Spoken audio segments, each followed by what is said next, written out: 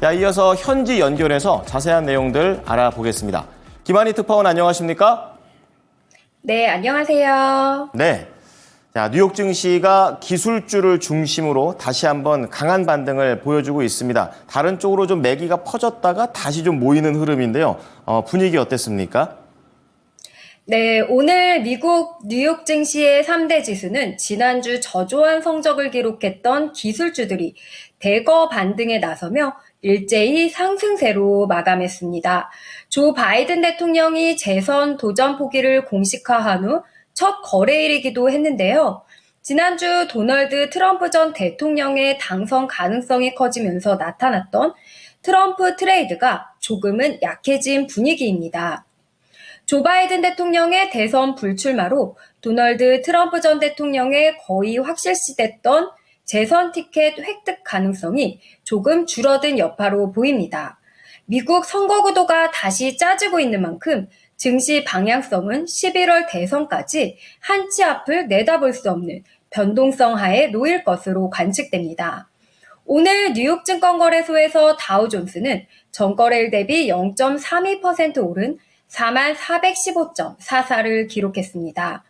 S&P 500 지수는 1.08% 오른 5564.41을, 나스닥 지수도 1.58% 오른 18,007.57의 거래를 마쳤습니다. 중소형주 중심의 러셀 2000 지수도 1.71% 오른 2221.86을 기록했습니다.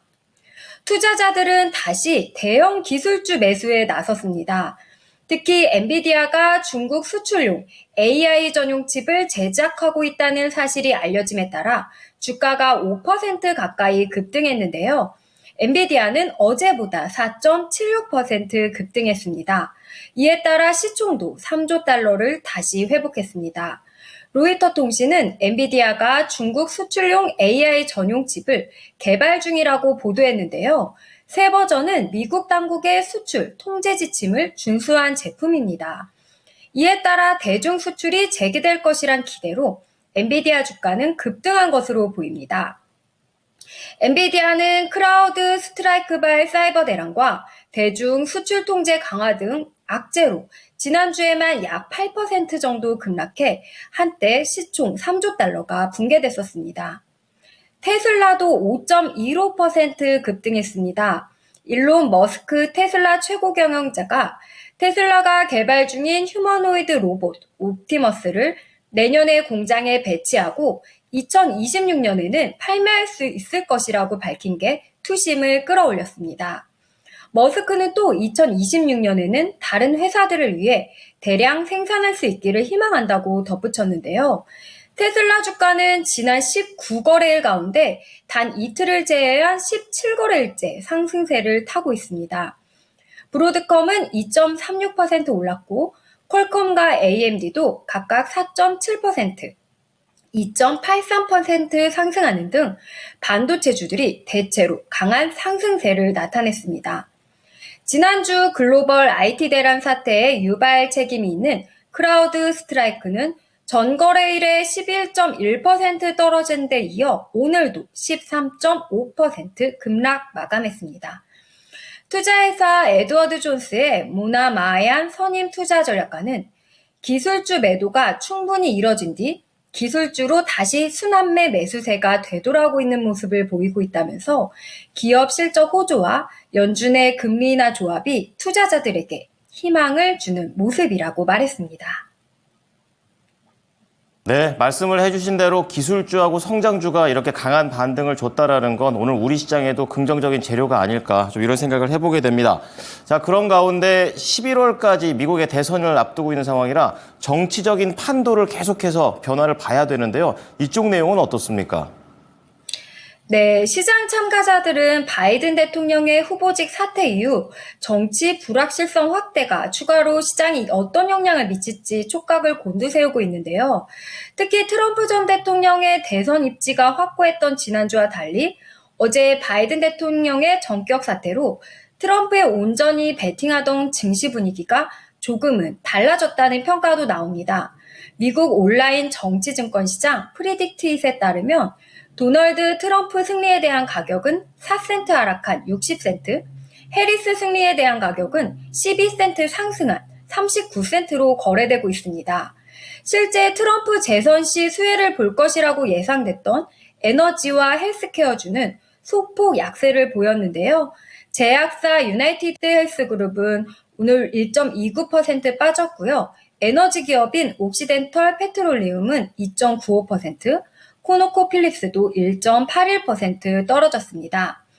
인프라스트럭처 캐피털 어드바이저스 CEO인 제이 해피트는 바이든이 해리스를 지지했다는 사실은 불확실성을 줄여준다며 해리스 부통령이 승리할 가능성이 조금 더 생긴다면 트럼프 트레이드가 조금 풀릴 수 있다고 진단했습니다. 시장 투자자들은 바이든 대통령의 후보 사퇴 이후에도 9월 금리 인하 가능성을 여전히 높게 보고 있는데요. 패드워치에 따르면 금리 선물 시장 투자자들은 9월 금리 인하 가능성을 94.1%로 여전히 높게 보고 있습니다. 연내 3회 금리 인하 가능성 또한 46.8%로 가장 높은 확률을 기록하고 있는데요. 글렌민드의 투자 전략 부사장인 마이 레놀즈는 바이든의 사퇴 뉴스가 시장에 실질적인 영향을 미칠 가능성은 낮다며 그럼에도 후보 교체에 따른 불확실성과 함께 민주당이 촉박한 시간 내 정책 우선순위를 가려 제시해야 하는 만큼 앞으로 몇 달 동안 시장의 변동성이 통상 수준보다는 커질 수 있다고 전망했습니다. 이제 내일 주요 일정 살펴보겠습니다. 빅테크의 실적 발표가 있는데요. 내일 알파벳과 테슬라가 주인공입니다. 이들 모두 AI 테마 종목들이죠. 만약 기술주가 예상보다 우수한 실적을 발표할 경우 기술주와 반도체주 다시 잘 나갈 것으로 보입니다. 테슬라 실적 또한 큰 관심인데요. 실적 발표를 앞두고 오늘 5.15%나 급등했었죠. 내일 장마감 후 실적을 발표하는데 투자자들은 실적보다는 완전 자율주행에 대한 새로운 소식을 기대하고 있습니다. 테슬라가 완전 자율주행에 대한 획기적인 소식을 발표할 경우 주가는 추가 랠리할 전망입니다.